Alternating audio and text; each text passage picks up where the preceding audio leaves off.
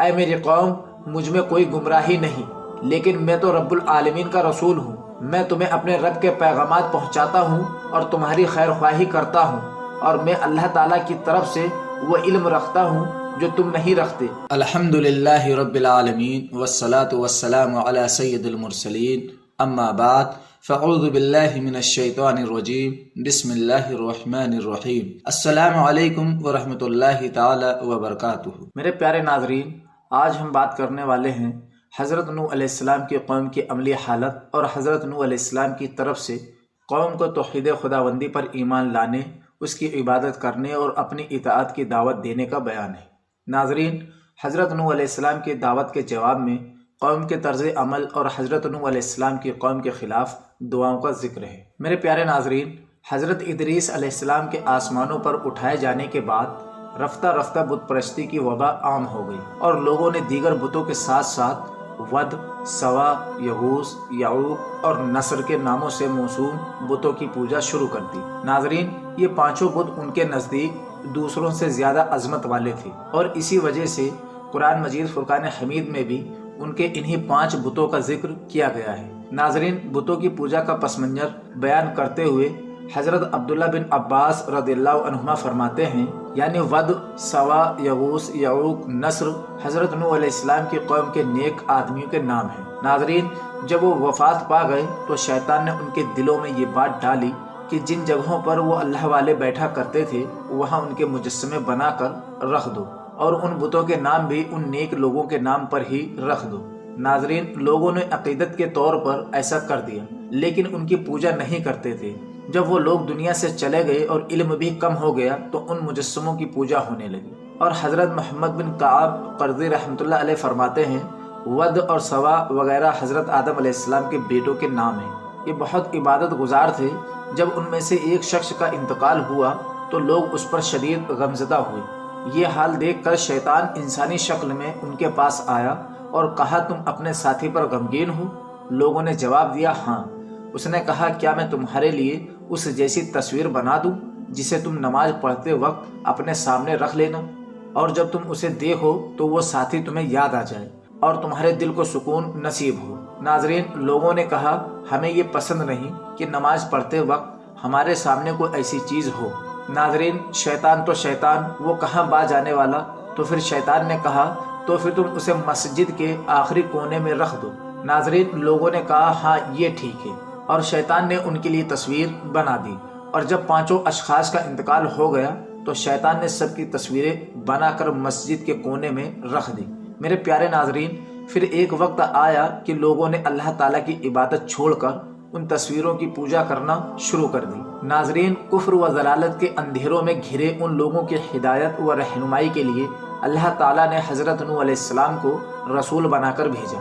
صحیح قول کے مطابق اس وقت آپ علیہ السلام کی عمر مبارک 40 سال تھی۔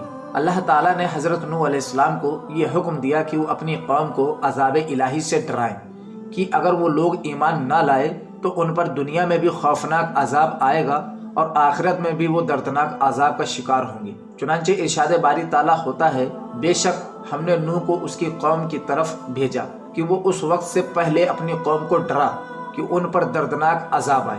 میرے پیارے ناظرین، حضرت نوح علیہ السلام نے حکم الہی کی تعمیل میں قوم سے فرمایا، اے میری قوم، میں تمہیں اللہ تعالیٰ کے عذاب سے بہت واضح انداز میں خبردار کرنے اور ڈر سنانے والا ہوں، اور تمہیں کہتا ہوں کہ اللہ تعالیٰ کی وحدانیت کا اقرار کرو، شرک نہ کرو، اور خدا کے غضب سے بچنے کے لیے اس کی نافرمانی سے دور رہو۔ اور اگر تم نے میرے احکام کی تعمیل کی اور میرے لائے ہوئے دین کی تصدیق کی تو اللہ تعالیٰ تمہارے گناہ بخش دے گا اور تمہیں عذاب سے محفوظ رکھے گا۔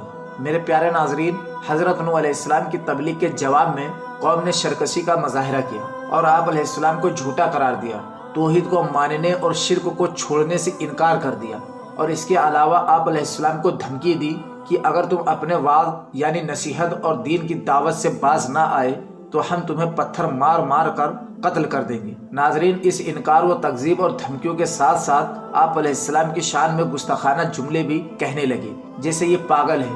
گویا حضرت نوح علیہ السلام کو جسمانی، روحانی، قلبی، ذہنی ہر طرح کی ایذا پہنچانے کی ان شرکشوں نے کوشش کی، لیکن حضرت نوح علیہ السلام بھی اولو العزم یعنی انتہائی باہمت رسول تھے، اور آپ علیہ السلام نے دعوت دین کی خاطر ان تمام تکالیف کو برداشت کیا۔ میرے پیارے ناظرین، قرآن مجید فرقان حمید میں ارشاد باری تعالیٰ ہوتا ہے، ان سے پہلے نوح کی قوم نے جھٹلایا تو انہوں نے ہمارے بندے کو جھوٹا کہا اور کہنے لگے یہ پاگل ہے، اور نوح کو جھڑکا گیا۔ میرے پیارے ناظرین، اللہ تعالیٰ نے نبی کریم صلی اللہ علیہ وآلہ وسلم کو بھی اولو العزم رسولوں کی طرح صبر و برداشت کا حکم دیا، اور ان باہمت رسولوں میں حضرت نوح علیہ السلام بھی داخل ہیں۔ چنانچہ ارشاد باری تعالیٰ ہے، اے حبیب تم صبر کرو جیسے ہمت والے رسولوں نے صبر کیا۔ ناظرین، حضرت نوح علیہ السلام کی قوم کے سخت ناروا سلوک کے باوجود انہیں توحید پر لانے اور عبادت الہی کی دعوت دیتے رہے۔ چنانچہ ایک موقع پر آپ علیہ السلام نے قوم سے فرمایا، اے میری قوم، ایمان قبول کر کے اللہ تعالیٰ کی عبادت کرو، کیونکہ اس کے سوا اور کوئی ایسا ہے ہی نہیں کہ جس کی عبادت کی جا سکے۔ وہی تمہارا معبود ہے، اور جس چیز کا میں تمہیں حکم دے رہا ہوں اس میں اگر تم میری نصیحت قبول نہ کرو گے اور راہ راست پر نہ آؤ گے تو مجھے تم پر بڑے دن روز قیامت کے عذاب کا خوف ہے۔ میرے پیارے ناظرین، آپ علیہ السلام کی یہ دعوت قرآن مجید فرقان حمید میں ان الفاظ کے ساتھ بیان کی گئی ہے، اے میری قوم، اللہ کی عبادت کرو، اس کے سوا تمہارا کوئی معبود نہیں، بے شک میں تم پر بڑے دن کے عذاب کا خوف کرتا ہوں۔ میرے پیارے ناظرین، حضرت نوح علیہ السلام چونکہ قوم کے اجتماعی طریقے کے برخلاف چلتے ہوئے بتوں کی پوجا نہیں کرتے تھے، اور مزید یہ کہ انہوں نے قوم کو بھی اس سے باز رہنے اور صرف اللہ تعالیٰ کی عبادت کرنے کی دعوت دی۔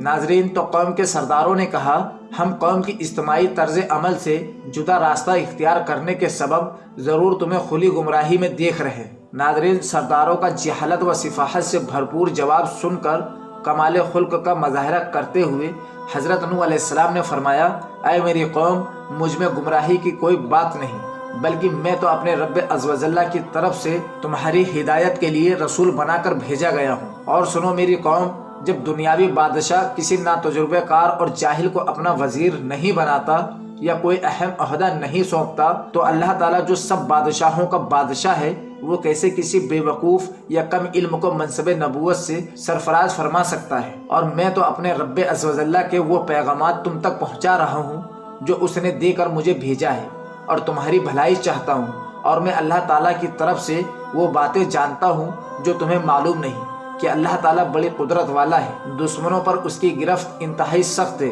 اور مجرموں پر آیا ہوا اس کا عذاب کوئی بھی ٹال نہیں سکتا۔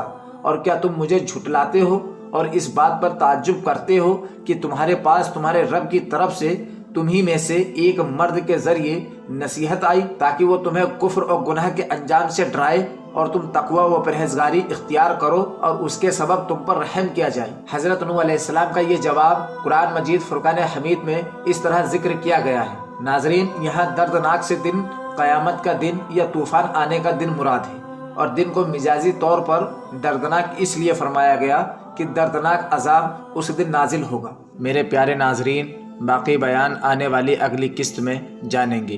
السلام علیکم ورحمۃ اللہ تعالی وبرکاتہ۔